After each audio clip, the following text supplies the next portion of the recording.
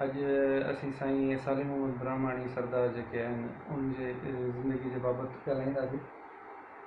असांजी दरगाह हज़रत बाक़र शाह जिलानी ऐं असांजी फैमिली सां सुठा लॻा पिया साईं सरदार साहिबु। उन्हनि जा वॾनि खां उन्हनि जो जेको सो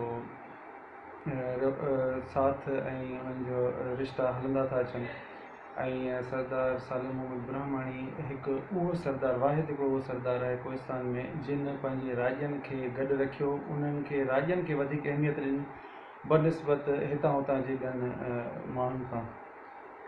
ऐं पंहिंजे काफ़ी सियासी सुठनि दोस्तनि सां जिन ज़िंदगी सुठी गुज़ारी ऐं कुझु जेको ना इतफ़ाक़ियूं ऐं नाजाइज़नि जे करे पंहिंजे राज्यनि सां उथी बीह रहिया ऐं उन्हनि जेको सो सियासतुनि खां परे थिया, पासो थिया।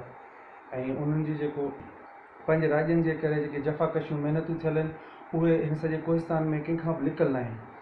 ऐं असीं सिर्फ़ु एतिरो चवंदासीं त उनजा जेके पोइ लॻा आहिनि, उनजा भाउर आहिनि, उनजा फर्ज़ंद आहिनि, उहे बि उन्हनि जे नक्शे क़दम ते हलनि, पंहिंजे राज्यनि खे संभालीनि। ऐं साईं सालिम मोहम्मद ब्रह्माणी कंहिं बि जेको सो तारीफ़ जो मोहताज न आहिनि।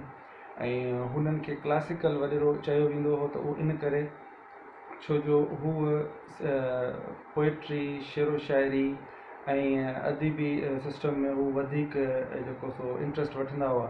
ऐं शेरो शाइरी माशाल्लाह शाह साहिब जी ऐं ॿियनि जेको सो सुठनि वॾनि शाइरनि जी शाइरी बि जेको सो कंदा हुआ, कचहरियूं कंदा हुआ।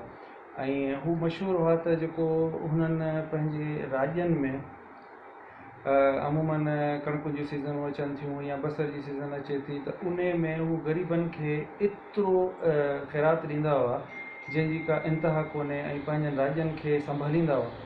त ॿियनि वॾेरनि में इहे ॻाल्हियूं नज़र न ईंदियूं हुयूं जेके सरदार सालिम मोहम्मद ब्रह्माणी जी इहे ख़ासि उन्हनि जी ॻाल्हियूं हूंदियूं हुयूं। माल हुजे, ढोर ढगा हुजनि, ॿकर हुजे ऐं पाण बि माशाल्लाह जानवरनि जो शौक़ीन हूंदा हुआ। ऐं हर ग़रीब मिसकीन माण्हू उनजी जेको सो स्पेशली केरु अगरि उन्हनि वटि हली वेंदो हो कंहिं बि मसइले तहत उन्हनि जे लाइ उथी बीहंदा हुआ ऐं उन्हनि जे लाइ जेतिरी उन्हनि खां पहुची सघंदी ओतिरी उन्हनि जी मदद कंदा हुआ।